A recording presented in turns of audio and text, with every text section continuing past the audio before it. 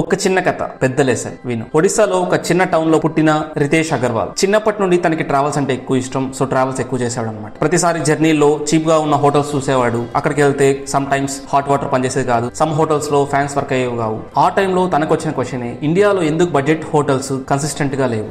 ఆ స్పార్కే స్లోగా ఐడియాగా మారి స్టాండర్డ్స్ బడ్జెట్ హోటల్స్ క్రియేట్ చేయాలని 2011-12 లో రితేష్ ఒరావల్ స్టేస్ ని స్టార్ట్ చేశాడు. Same like Airbnb. యూజర్స్ తక్కువ, హోటల్ వాళ్ళు ట్రస్ట్ చేయట్లేదు అండ్ మనీ కూడా లిమిటెడ్.